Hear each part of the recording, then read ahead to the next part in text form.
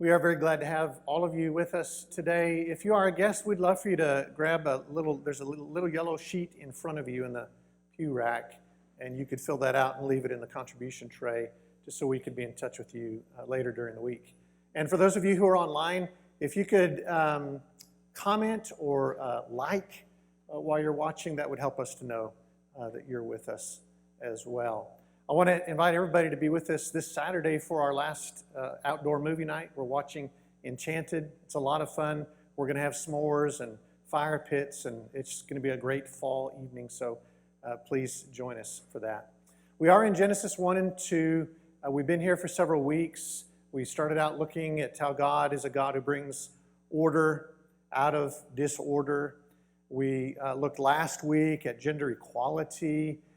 Next Sunday, we're going to talk about the importance of rest and how crucial rest is to God's plan for creation. This morning, let's begin with this quote. Everything has beauty, but not everyone sees it. This line, attributed to Confucius, proposes that beauty is not somewhere only present on extraordinary days or in extraordinary places, but that beauty is everywhere, present even in ordinary places and on ordinary days. The work in life, therefore, is to see the glory that is always nearby, but often neglected.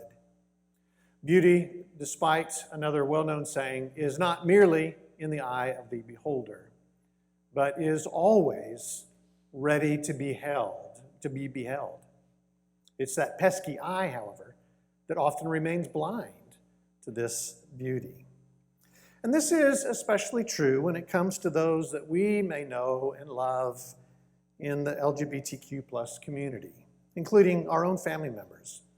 Theirs is a beauty wondrous to behold. And yet often their splendor is at best missed and at worst denied, because of the way that so many of us have been culturally and religiously conditioned to see beauty. Now, the timeline of art history beats with this truth, as art has moved from Italian Renaissance to Baroque to Neoclassicism to Romanticism and into multiple additional movements. The notion of what is beautiful has changed over time. For example, Impressionism, now a beloved art style, was once outcast, breaking from realism. Impressionist painters like Monet rejected realistic representations and instead used visible brush strokes and vivid colors and compositions designed to catch the emotions of light and movement. Each period of history in art has featured some who said, well, that's beautiful, and that's not so beautiful, until the next movement arrived, and the beauty that was once admonished now became admired. And something similar is experienced when it comes to human beauty, as it is expressed in terms of gender and sexuality. For many, a particular perspective, one that limits human beauty and goodness to rigid categories, is rooted in a particular way of reading this account in Genesis 1. Because this ancient record appears to be written in a way that emphasizes what we would call binary. Now, this word came up recently, last week, in the news when Montana legislators moved to make it nearly impossible for transgender individuals to change the sex or gender indication on their birth certificates. And testifying in favor of that restriction, one person said, that word sex or gender actually means something. It's binary, male or female. Either this or that, nothing in between or beyond. And that binary way of thinking about our world seems to be present here in Genesis chapter 1.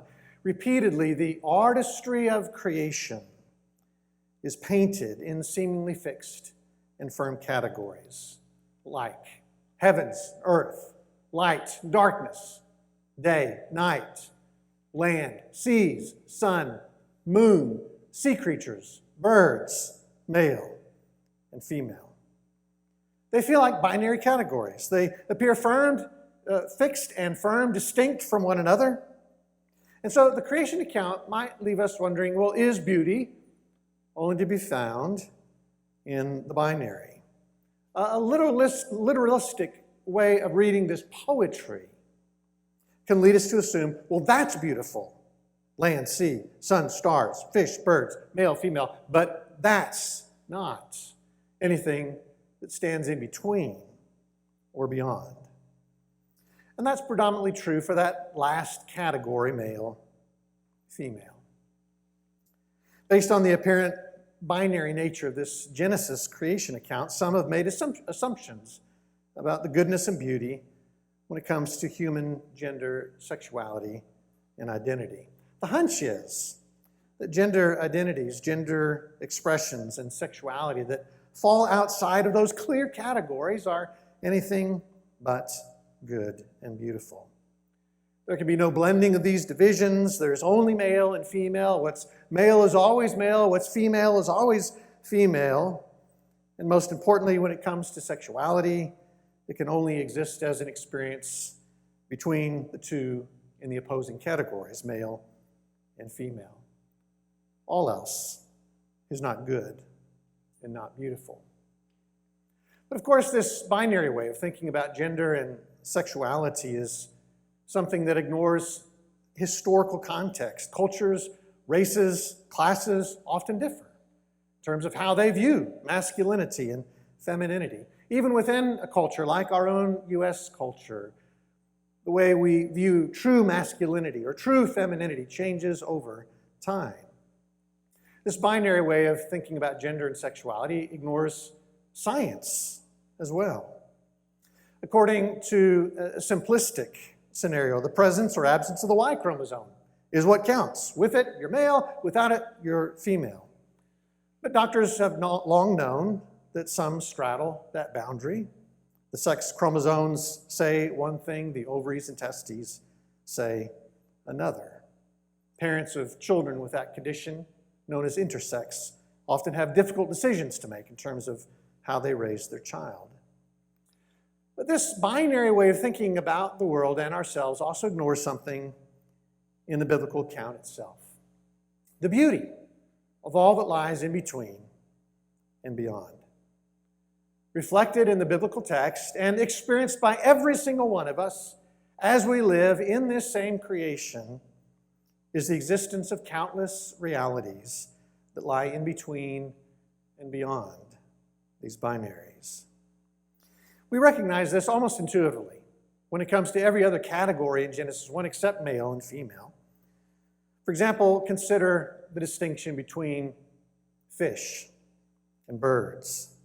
God fills the seas with a distinct subset of creatures, and then he fills the air with a different subset of creatures. Both are glorious, both have splendor, both are celebrated.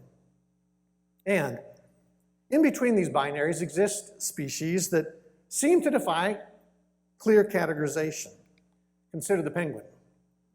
Though they're birds, penguins have flippers instead of wings. Though they are birds, they cannot fly. They waddle. Though they are birds, they're also expert swimmers.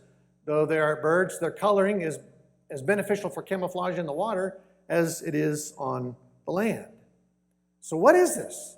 A fish? A bird? Yes.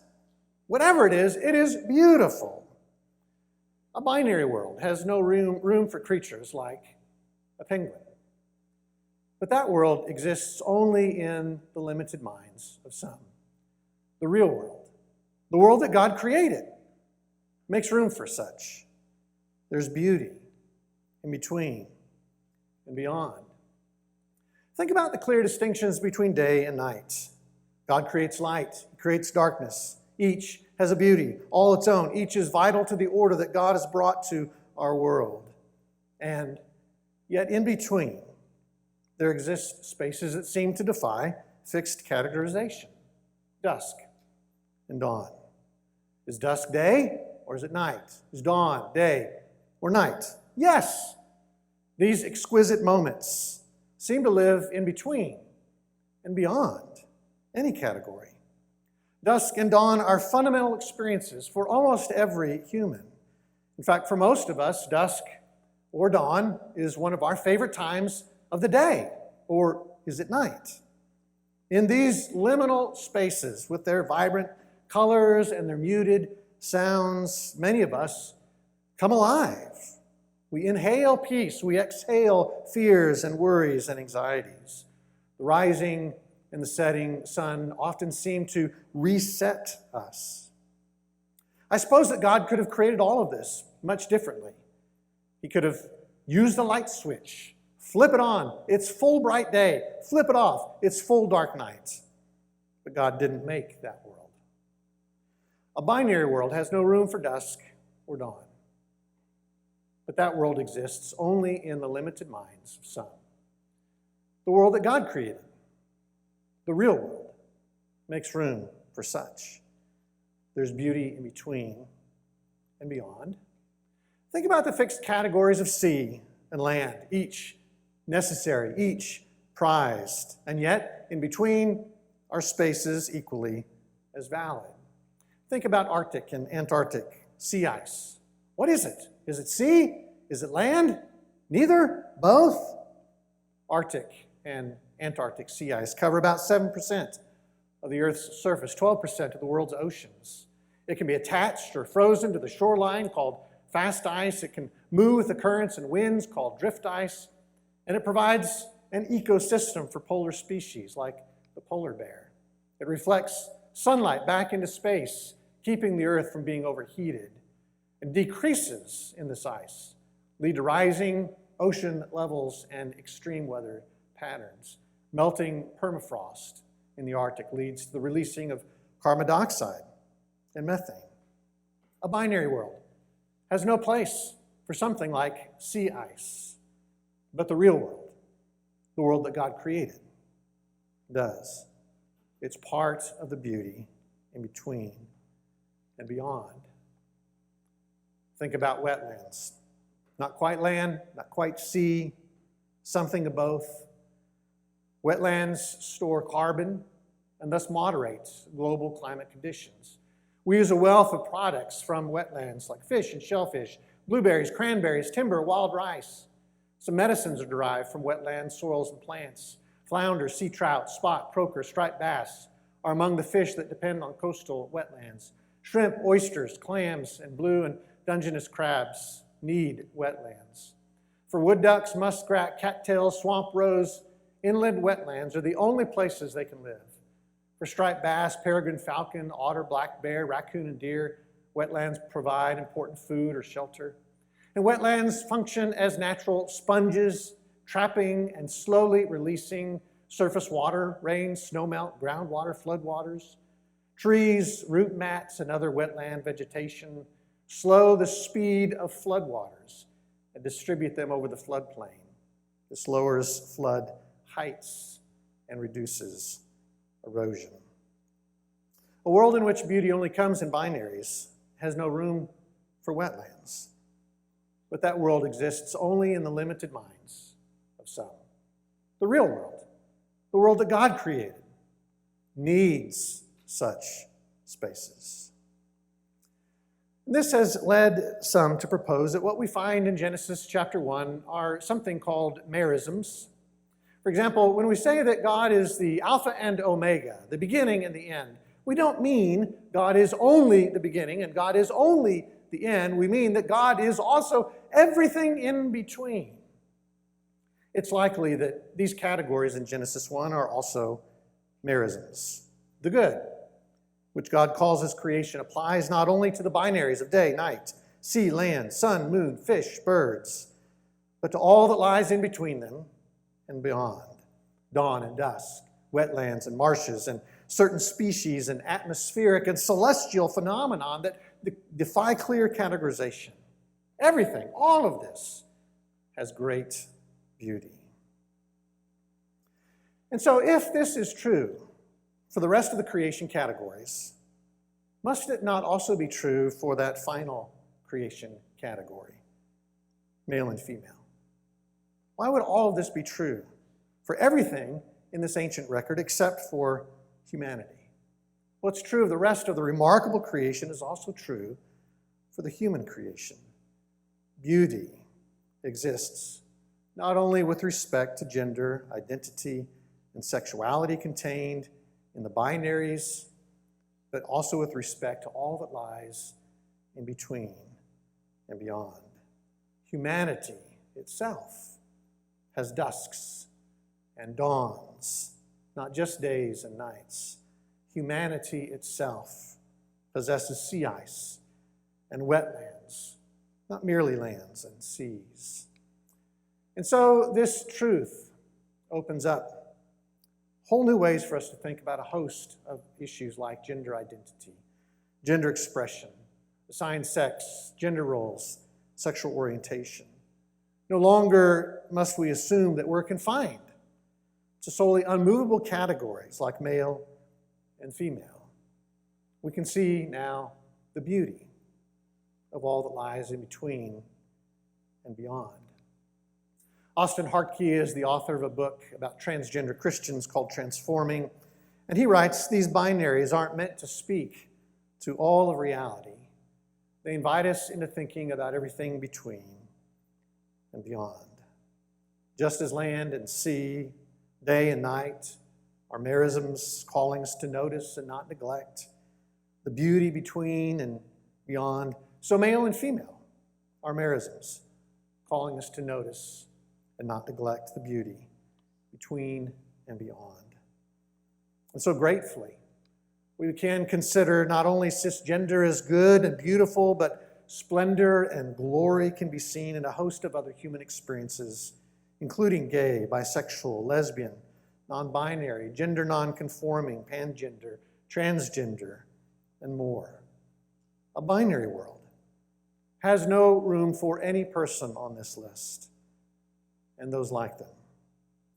But that world exists only in the limited minds of some. The real world, the world that God has created, makes room for such. Stacy Friend is an author, a songwriter, speaker. Her most recent book describes her own parenting journey after her daughter came out. And to capture that experience, she used the title, Love Makes Room. As a parent of an LGBTQ plus child, she had to learn, and others had to learn around her, that love makes room for people like her daughter. And I think that's what Genesis 1 is all about. It's about a God who, in love, makes room, not only for places and creatures and people who feel like they fit securely and completely in easily recognized boxes, but also for those who don't. The world that exists in the minds of some does not make room, but the real world, the world created and sustained by love, does. And since God's created world makes room, we do as well. Our nations, with their laws and cultures, must make room. Our churches, with their values and practices, must make room. Our homes, with their traditions and ways, must make room, and our hearts must make room as well. And we not only make room, we protect and preserve.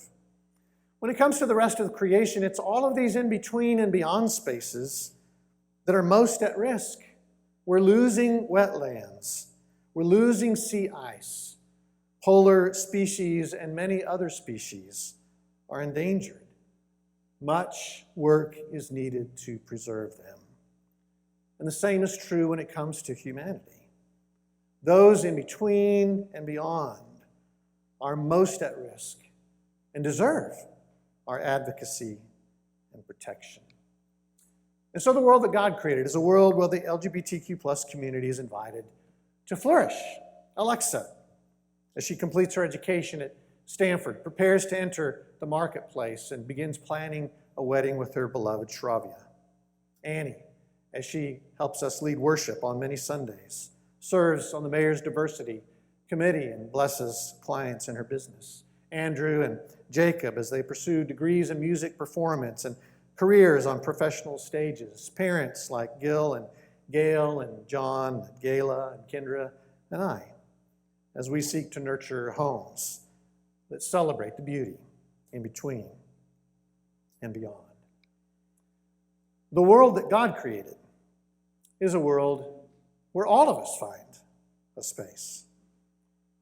For in our own ways, there are parts of all of us that dwell in between and beyond.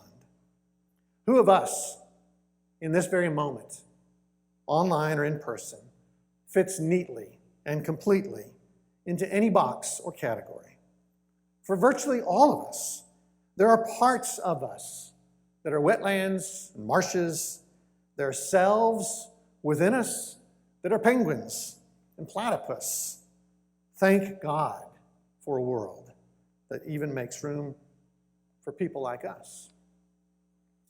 In 2020, Amtrak commissioned an ad campaign. It was called The Beauty in Between. 3 posters formed the core of that ad campaign.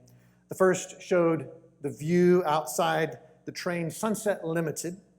In view is a massive lake with a mighty mountain. And the text said, "The best sightseeing happens before you arrive. You've read the blogs, you've seen the Instagrams, but nothing can prepare you for the destinations that aren't printed on your ticket."